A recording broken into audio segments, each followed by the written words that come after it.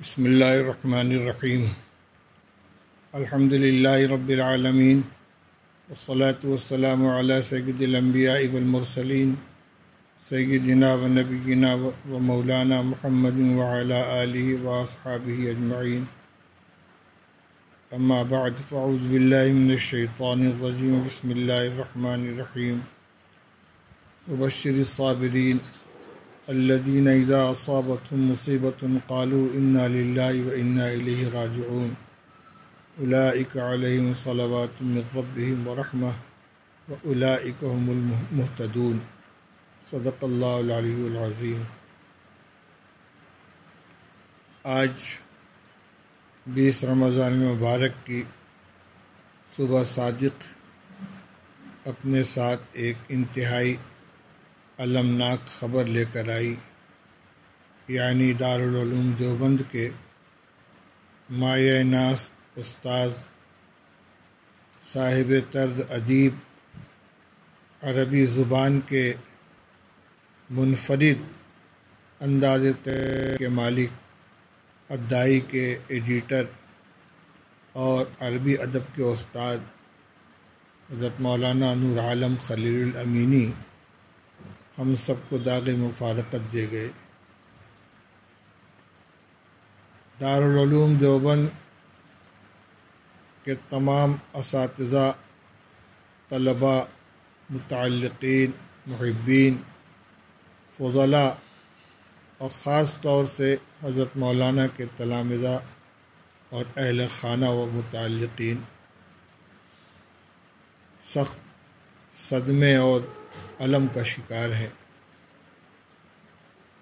گزشتہ سال 25 رمضان مبارک کو دارالعلوم دیوبند کے صدر المدرسین و شیخ الحدیث حضرت مولانا مفتی سعید احمد صاحب پالن پوری رحمۃ اللہ علیہ بمبئی میں وفات پا کر دنیا سے رخصت ہو گئے۔ ابھی 1 سال مکمل نہیں ہوا تھا کہ دارالعلوم کے لیے یہ دوسرا عظیم حادثہ پیش آ گیا۔ مولانا نور عالم صاحب کے بارے میں کسی تعارف کی ضرورت نہیں ہے۔ وہ اپنی خصوصیات، اپنی صلاحیت اور اپنی خدمات کے اعتبار سے ایک معروف اور متعارف شخصیت کے مالک تھے۔ دارالعلوم دیوبند میں میرا تعلیم کا آخری سال تھا۔ سن 1387-88 ہجری میرے دارالفتہ کا سال تھا۔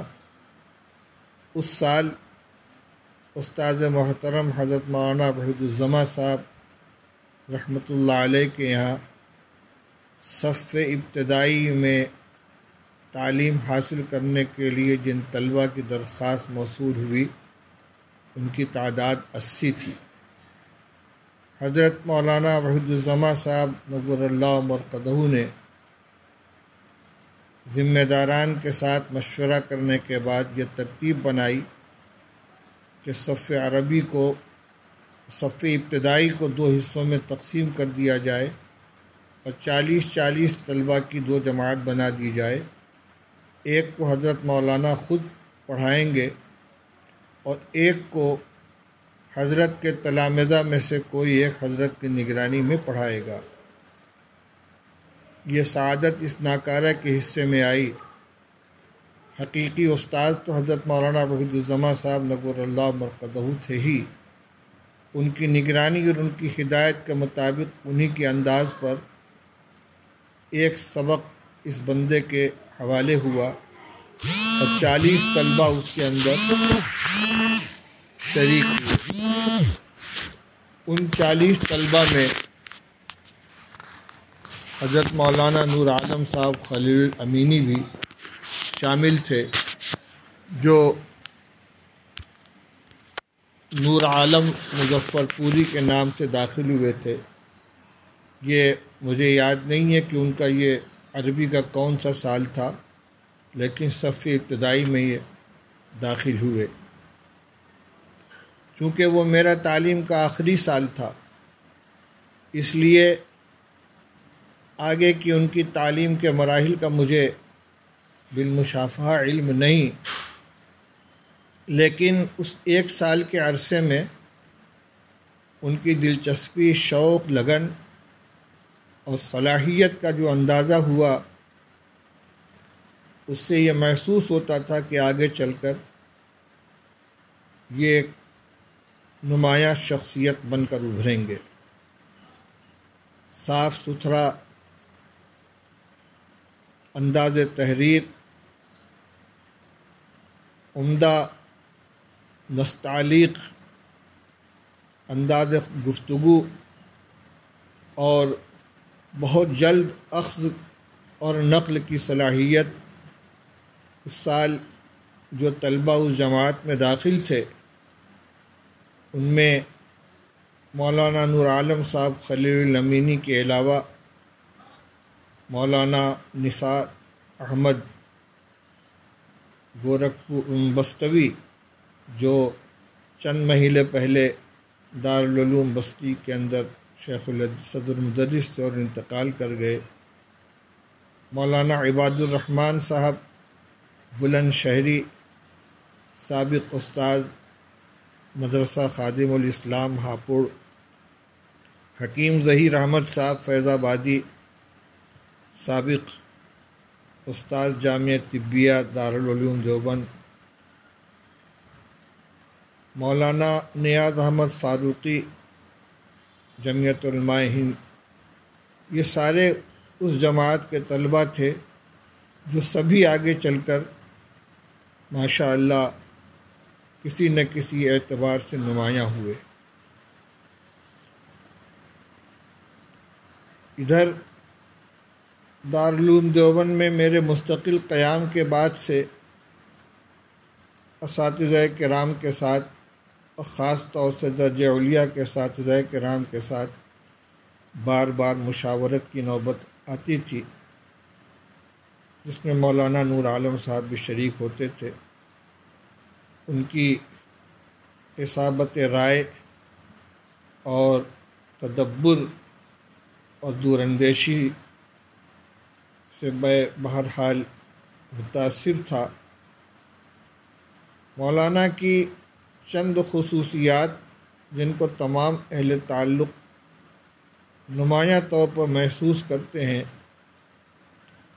ان میں سب سے بڑھ کر عربی زبان و ادب کے ساتھ ان کی وابستگی اور اپنا منفرد انداز تحریر جو ان کی ادارتی تحریر میں بھی نمایاں ہوتا، اور مستقل جو ان کی تصانیف ہیں یا اکابر کی سوانح عمری اور ان کے مضامین کے عربی ترجمہ کی شکل میں ان کی جو عربی تحریریں آئی ہیں، ان سب کے اندر ان کا انداز نمایاں ہے۔ خاص طور پر ایک زبان سے دوسری زبان میں کسی مضمون کو منتقل کرنے میں اگر یہ محسوس ہو کہ یہ ترجمہ ہے تو یہ ترجمے کے عمل میں ایک طرح کا نقص سمجھا جاتا ہے۔ مولانا نے کئی اہم کتابوں کا بھی ترجمہ کیا اور مضامین کا بھی ترجمہ کیا، لیکن وہ سارے تراجم ایسے انداز سے لکھے گئے، محسوس نہیں ہوتا تھا کہ یہ اردو زبان سے عربی کے اندر منتقل کی ہوئی تحریر ہے، بلکہ ارتجالاً جس طرح کی تحریر ہوتی ہے اس طرح کی تحریر محسوس ہوتی تھی۔ خاص طور پر الداعی میں مولانا نور عالم صاحب کا اداریہ اور اس کا آخری صفحہ اشراقہ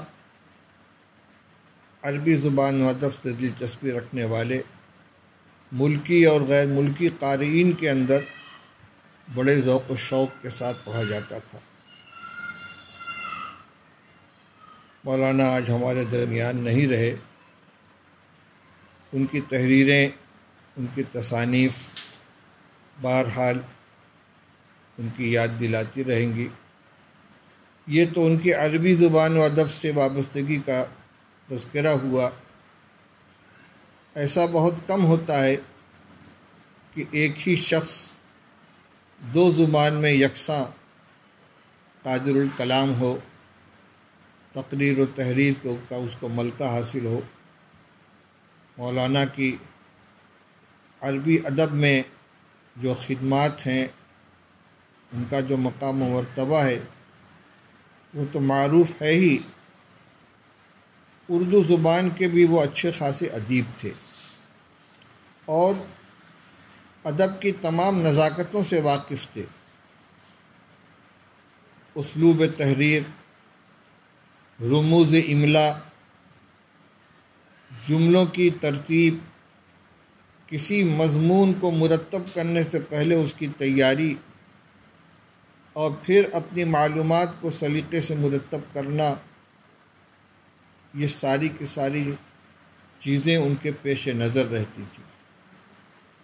دارالعلوم دیوبند میں قائم شعبہ تحقیق و تالیف یہ سے وابستہ اساتذہ اور سرپرستوں کی چند مہینہ پہلے دارالعلوم کے مہمان خانے میں ایک میٹنگ ہوئی، جس کا مقصد یہ تھا کہ کام سے لگنے والوں کے درمیان کچھ مذاکرہ ہو جائے۔ اس موقع پر بھی مولانا نور عالم صاحب نے